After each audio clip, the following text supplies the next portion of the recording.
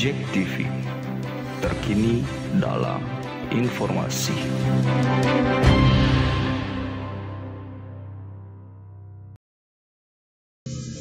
Bismillahirrahmanirrahim. Assalamualaikum warahmatullahi wabarakatuh. Salam sejahtera untuk kita semua.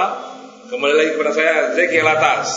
Para sahabat Jack TV, pada hari ini saya kedatangan tamu yang cukup spesial dan cukup jauh. Harus naik pesawat datang ke Jakartanya.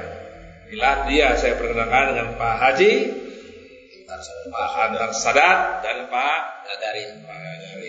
Ya.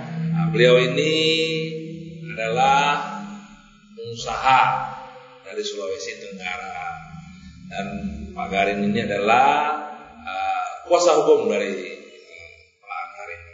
Ya, di sini para sahabat Jack TV yang akan kita kupas tuntas adalah permasalahan hukum, ya, yang belum selesai, yang dari dulunya sudah ada upaya-upaya hukum pidana maupun perdata, tapi sampai saat ini belum ada titik terangnya. Nah, sekarang ini biar para sahabat Jack TV ya melihat langsung apa sih ya yang akan kita bicarakan, yang akan kita sampaikan pada hari ini pada Pak Antar ini. Ya, Pak Antar ini mempunyai satu cerita yang betul-betul mungkin menjadi sebagai edukasi untuk kita semua, ya, menjadi satu pelajaran kepada para sahabat Jack TV maupun kepada saya, ya, Zeki Alatas, yang akan kita bedah kasus ini sampai dengan selesai. Karena Pak Antar ini, Pak Haji Antar ini bisa dibilang terzolimi, ya, karena aset-aset beliau ini belum pernah dialihkan, belum pernah dijual belikan. Tanahnya yang seluas 3,9 hektar yang berada di Sulawesi Tenggara, yang saat ini sudah menjadi mal terbesar di sana. Sampai saat ini Pak Haji ini belum menerima pembayaran atau belum menerima uangnya. Saya tanyakan sekarang biar tidak penasaran. Pak Haji, apa kabar Pak Haji Antar? Alhamdulillah ya, sehat ya. Ini Pak Haji, kalau saya lihat datang ke Jakarta ini semangat sekali, ya.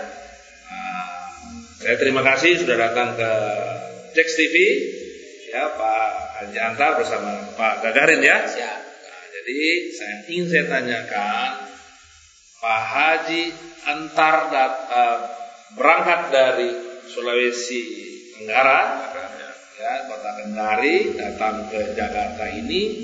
Nah, dalam rangka apa? Dan juga saya lihat di berita ya, di berita news ya, di online, bahwa Pak Haji mempunyai statement di sana. Pak Haji mengklaim, dan saya lihat juga ada fotonya Pak Haji sembari memegang putusan ya, salinan putusan dari Pengadilan Negeri Jakarta Timur, bahwa adanya putusan first take ya yang dimenangkan oleh Pak Haji untuk pembatalan akte pengikatan atau akte jual beli ya, dari notaris yang ada di Jakarta dengan orang-orang atau oknum-oknum ya yang Pak Haji telah laporkan.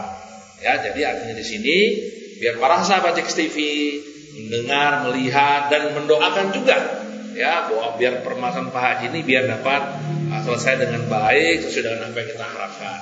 Nah, mungkin Pak Haji bisa menyampaikan dan menjelaskan. Semoga para penonton Jack TV maupun aparat ya yang telah menyaksikan permasalahan ini maupun oknum dan juga yang mungkin yang membeli dari oknum-oknum ini diberikan kesadaran ya, diberikan hidayah untuk menyelesaikanlah permasalahan ini agar Pak Haji dapat menerima hak-hak Pak Haji yang belum diberikan selama ini. Baik, silakan Pak Haji. Pak Haji Antar sudah disampaikan permasalahannya sampai Pak Haji ini datang ke Jakarta menemui saya di Jack TV ini. Gak apa-apa, tenang aja, santai. Kedatangannya saya di sini ke Jakarta ya, untuk mau melaporkan Andi Mulyani di Polda Metro Jaya atau di mana saja ya, tentang pemalsuan ya yang dia lakukan diduga dilakukan oleh Andi Mulyani agar permasalahan ini ada titik terangnya di kemudian hari, karena sampai saat ini saya belum mendapatkan kejelasan baik hukum. Saya melaporkan di Polda Sulawesi Tenggara, saya melapor di mana-mana, belum ada jawaban. Malah saya diarahkan ke Jakarta untuk melaporkan. Maka kedatangan saya ke Jakarta ini, insya Allah saya akan melaporkan tindakan pemalsuan yang dilakukan oleh oknum-oknum ini yang mengaku pemegang saham, antara lain Andi Mulyani, Ahmad Yani, dan termasuk Joni Tandiari yang membeli tanah ini atas hasil kejahatan. Insya Allah saya akan melakukan perlawanan hukum terhadap masalah ini, dan saya sudah mendapatkan putusan Pengadilan Jakarta Timur membatalkan semua apa yang dilakukan oleh Ahmad Yani dan kawan-kawan itu, termasuk Joni Tandiari. Kira sekian. Ya. Jadi artinya di sini Pak Haji mempunyai lahan seluas 4,9. 3,9 atau 4,9? 4,9. Oh, 4,39. 3,9. 3,9 hektar ya. Ya, lebih kurang 4 hektar ya. Artinya Pak Haji Antar ini belum pernah menjual atau melakukan perikatan apapun dengan pihak lain. Tiba-tiba sertifikatnya Pak Haji ini sudah beralih ke pihak lain, kepada oknum-oknum itu ya, yang tadi Pak Haji sebutkan, seperti itu ya. Dan oknum-oknum ini sudah membalik nama sertifikat dan mereka sudah dibayar. Nah, pembayaran tersebut intinya belum dibayarkan kepada Pak Haji. Betul ya, seperti itu ya. Nah, jadi sekarang Pak Haji datang ke Jakarta ingin mencari keadilan. Ya, mencari keadilan, entah melapornya ke Satgas Mafia Tanah, atau kita langsung juga menghadap dengan Kapolri. Kan seperti itu ya, agar oknum-oknum ini memang diciduk, diberikan pelajaran, dihukum seberat-beratnya. Kan begitu ya? Ya, betul. Nah, mungkin ada tambahan dari Pak Gagari ini sebagai lawyernya dari Pak Haji Antar. Silakan. Bismillahirrahmanirrahim. Terima kasih waktu dan kesempatan yang diberikan kepada kami, dan kami berterima kasih telah diundang di tempat ini untuk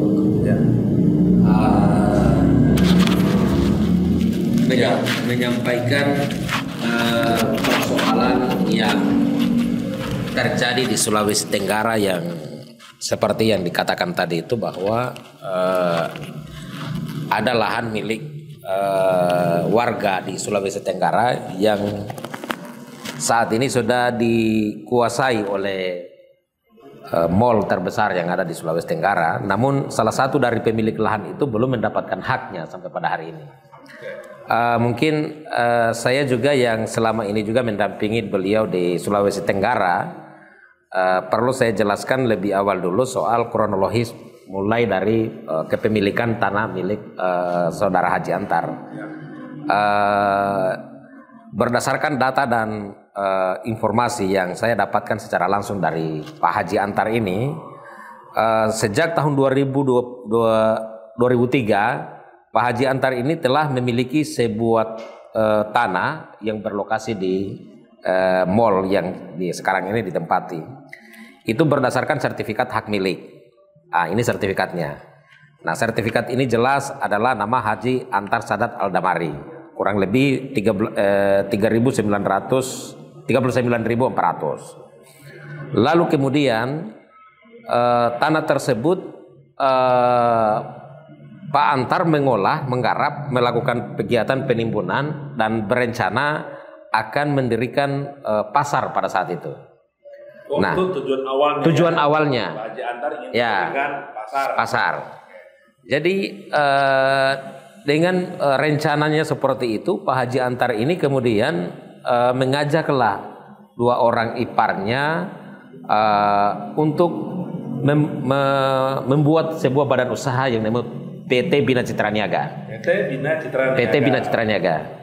Nah, PT Bina Citra Niaga ini itu didirikan oleh mereka bertiga pada saat itu sebagai pemilik saham dan kemudian tanpa saham, tanpa aset. Artinya ya mereka masuk saham ya, kosong lah. Saham kosong. Ya. Nah, lalu kemudian karena rencana pembuatan pasar itu rencana dilakukan, maka aset ini dijadikan tanah ini dijadikan sebagai aset PT Bina Citra Niaga. Untuk memudahkan urusan pembangunan pasar itu harus ada badan hukum. Ya. Nah, Haji Antar pada saat itu selaku pemilik kemudian memasukkan hak miliknya ini ke dalam PT Bina Citra Niaga sebagai aset gitu ya. perusahaan. Ya, sebagai aset perusahaan. Ya.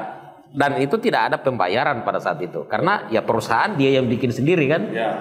Perusahaan juga tidak punya apa-apa, hanya formalitas saja perusahaan. Jadilah HGB, hak milik tadi diturunkan statusnya menjadi HGB kemudian.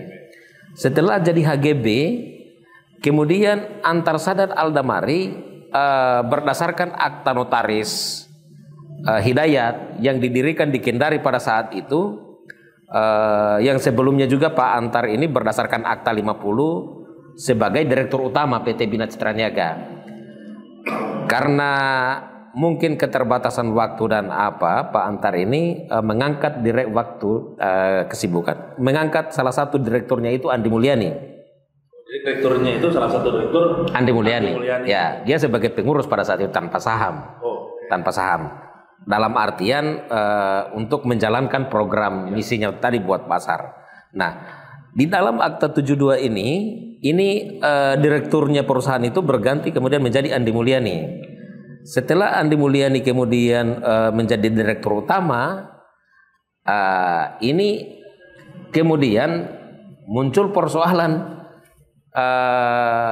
tanpa sepengetahuan Haji Antar dilakukan perubahan RUPS yang tanpa diketahui oleh Pak Haji Antar di Jakarta. Jadi RUPS itu dilakukan di Jakarta. Dilakukan di Jakarta. Sedangkan perusahaan ini berada di Kendari. Nah, ya. Terus? Kemudian RUPS itu melalui notaris Ahmad Fauzi yang ada di Jakarta. Nah, ini kemudian di RUPS juga itu direkturnya masih tetap Andi Mulyani. Nah, ini pada saat itu Pak Haji Antar ini belum mengetahui. Lalu kemudian 2006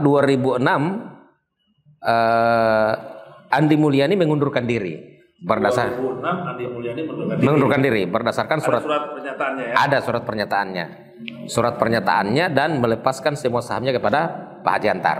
Ada itu. Ya. Mengundurkan diri melepaskan semua sahamnya kepada Pak Haji Antar. Pak Haji Antar. Oke, lanjut. Lalu kemudian 2011 rencana mereka untuk membangun pasar itu mereka tidak menemukan investor pada saat itu, sehingga mereka direktur Andi Mulyani ini menyampaikan dan kawan-kawan ya, mereka menyampaikan kepada Pak Haji Antar, kita jual saja itu tanah katanya. Yang menyampaikan ini siapa, kita jual tanah ini? Ya, Andi Mulyani. Andi Mulyani dan siapa pada saat itu? Andi Mulyani. Andi Mulyani dan Ahmad Yani. Ya, kita jual saja tanah itu katanya. Nah, dijuallah tanah itu pada tahun 2011. Nah, dalam proses penjualan itu kemudian jual beli yang dilakukan oleh PT Bina aset tadi PT Bina Citra Niaga itu dikuasakan kepada Pak Antar Sadat dan Ahmad Yani untuk melakukan penjualan kepada Joni Tandiari. Joni Tandiari dengan harga yang sudah disepakati. Jadi jual belinya itu antara Joni Tandiari dengan PT Bina Citra Niaga. Nah, di waktu penjualan itu yang tanda tangan siapa? Yang tanda tangan Pak Antar Sadat dengan Ahmad Yani. Tanda tangan berdua untuk dibayarkan kepada PT Bina Citra Niaga. Ada rekening khusus PT berarti? Ada rekening. Rekening pribadi ya? Rekening bersama, rekening PT Bina Citra Niaga. Arti kata rekening perusahaan. Ya. Oke, terus? Tapi kemudian setelah disepakati seperti itu, tanpa sepengetahuan Pak Haji Antar ini, uang yang disepakati itu dikirim ke rekening pribadi milik Ahmad Yani, CV Mazda, begitu. Senilai 10 miliar 70 juta rupiah. Nah, itu tidak diketahui oleh Antar Sadat. Lalu kemudian ada sisa 4,68 ya? 4,6 miliar 800 itu dimasukkan ke rekening PT Bina Citra Niaga yang disepakati tadi. Tapi kemudian uang yang masuk juga itu ditarik sendiri sepihak oleh Ahmad Yani tanpa dilibatkan Antar Sadat dan tidak menerima uang itu. Harusnya kalau dia mau menerima dari perusahaan kan harusnya berdua. Ya, harusnya berdua. Ya. Ini dia sendiri. Ya, sendiri. Ya. Tanpa memberitahukan kepada Pak Haji. Ya, memberitahukan. Yang ingin saya tanyakan lagi sebelum dilanjutkan, ya. Pak Garin. Ya.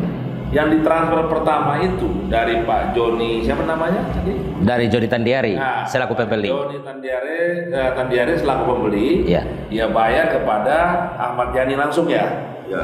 Kirim ditransfer ya. Ditransfer. Ada bukti transfer. CV Mazda. Direkturnya Ahmad Yani. Direkturnya Ahmad Yani. Bukan kepada perusahaannya Pak Haji Antar ya? Bukan. Oh, bukan. Oke, lanjut. Setelah dia mengetahui aliran dana seperti itu, Antar Sadat mulai marah pada saat itu, mencari Ahmad Yani dan mendatangi Joni Tandiari juga ya. Kenapa kirim uang itu? Katanya atas perintah si Ahmad Yani. Kenapa kirim di sana? Kan kita sepakat kirim ke atas nama PT Bina Citra Niaga. Kenapa kirim di sana? Nah, berbagai alasan tidak ada titik temu pada saat itu, sehingga terjadilah kemudian gugatan mempertanyakan Ahmad Yani itu kenapa dia mengambil semua hak saya, apa haknya dia? Saya libatkan dia, tidak ada haknya dalam perusahaan, itu aset saya, tanah saya. Kenapa kamu yang ambil? Harusnya saya yang ambil, saya yang bagikan kamu kalau toh kamu mendapatkan fee atau apa. Nah, setelah dia telusuri, dia mendapatkanlah salah satu akta notaris ini, Pak Antar. Dia kemudian mempertanyakan, ini notarisnya di mana? Kenapa ada rup seperti ini? Nah, dengan penasarannya dia membawa kemudian di Polda Metro pada saat menyampaikan ada indikasi pemalsuan pada saat itu di Polda Metro. Nah, setelah dibawa di Polda Metro dengan hati-hati juga mereka menerima dan melakukan penyelidikan terhadap kebenaran surat ini.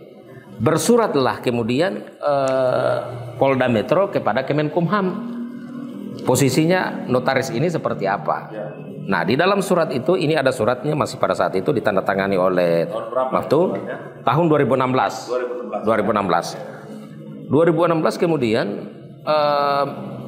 Kementerian Hukum dan HAM membalas surat yang disampaikan oleh Kasubdit Reserse Krimsus pada saat itu. Di dalam jawabannya itu pada poin kedua itu bahwa terkait notaris yang disampaikan Ahmad Fauzi ini belum terdaftar. Oh, belum terdaftar. Ya, bahasanya belum terdaftar. Karena belum terdaftar, maka bahasa itu juga mereka bisa memastikan bahwa itu adalah palsu.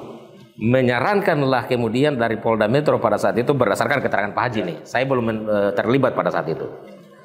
Saudara, untuk menguatkan ini pemalsuannya, gugat dulu ke pengadilan, diberikanlah data dan surat ini, menggugatlah ke pengadilan pada saat itu. Nah, setelah mengajukan gugatan untuk memastikan kebenaran ini surat ini, Pak Haji kemudian diterima gugatannya pada saat itu. Nah, ini salinan putusan Pengadilan Jakarta Timur. Berdasarkan gugatan Pengadilan Jakarta Timur itu membatalkan, karena ini menurut keterangan yang ada di dalam salinan putusan ini, dugaannya orangnya tidak ada, alamatnya tidak ada. Jadi fiktif lah. Fiktif. Nah, sehingga saya juga sempat crosscheck di Kementerian Hukum dan HAM 2022 itu, profil PT Bina Citra Niaga yang terakhir 2022 itu, di sini juga profil PT Bina Citra Niaga tidak ditemukan juga ada terdaftar PT Notaris Atma Fauzini. Maka dengan demikian dugaan kami sangat besar ini adalah palsu. Kami menyampaikan juga di Polda pada saat itu, Polda Sulawesi Tenggara, bahwa kami mau melaporkan ini, tapi mereka menyampaikan bahwa ini objeknya ini adalah Notaris Ahmad Fauzi, ini lokusnya ada di Jakarta, sehingga alangkah baiknya katanya mungkin bisa ke Jakarta. Ya, mereka menerima kami pada saat itu, tapi memberikan saran mungkin alangkah diarahkan ke sana, sehingga lebih tepat sehingga kemudian kami bertemu lah pada saat ini untuk datang ke Jakarta mencari solusi. Saya membawa Pak Antar untuk bagaimana solusinya untuk mendapatkan hak-haknya ini. Artinya tanahnya yang kemudian sampai hari ini itu belum mendapatkan haknya. Gitu. Baik. Jadi artinya di sini para sahabat XTV, disinilah masih adanya mafia tanah, mafia hukum, dan mafia peradilan. Karena apa? Sudah dicari ya yang diduga oknum-oknum tersebut ternyata semuanya fiktif. Sampai digugat di Pengadilan Negeri Jakarta Timur, ya, mereka diundang, ya, sampai diundang melalui surat kabar, sampai beberapa kali dipanggil oleh pengadilan, ya, tidak ada alamatnya. Nah, putusan tersebut Restek dimenangkan oleh Raja Antar. Artinya memang Pak Haji ini pemilik yang sah, ya, tanah seluas 400 ya meter persegi. Jadi artinya tanah tersebut sekarang ini sudah menjadi mall terbesar. Nah, disinilah ya sahabat Jax TV, kita doakan Haji Antar ini pemilik sah tanah tersebut agar mendapat keadilan di negara ini, dan juga aparat yang memang berwenang yang menangkap-nangkapin nih mafia-mafia tersebut. Saya minta jangan ragu-ragu, kasihan Pak Haji ini, ya, asetnya ini telah diambil oleh orang yang tidak berhak dan belum menerima spesial pun uangnya. Jadi Pak Haji ini mau sampai kapanpun Pak Haji akan kejar siapa-siapa orang-orang itu. Mau backing siapapun tidak ada urusan, begitu Pak Haji ya. Pokoknya masalah tanah, apapun itu ceritanya, ya, sampai titik darah penghabisan Pak Haji pun akan kejar gitu. Karena ini memang harus dipertanggungjawabkan. Kalau memang masih ada mafia hukum atau mafia tanah di negara ini, akan jadi apa ke depannya anak bangsa ini? Ya, negara ini tidak akan bisa maju. Kan begitu, ya. Jadi saya minta kepada Bapak Kapolri, kepada Bapak Presiden Republik Indonesia, maupun ya pimpinan-pimpinan yang menaungi masalah kasus Satgas Mafia Tanah ini, agar dapat memberikan pelayanan yang terbaik dan seadil-adilnya. Kalau memang mereka itu salah, di backing oleh siapapun, sikat habis, biar citra polisi kembali, baik kembali, ya, hukum sebagai panglima tertinggi. Demikian para sahabat Jax TV yang saya sampaikan pada malam hari ini. Begitu Pak Haji ya, Pak Haji, ya, insyaallah kita akan berjumpa di minggu depan setelah kita melapor ke Polda Metro Jaya maupun ke Mabes Polri. Terima kasih, salam Jax TV.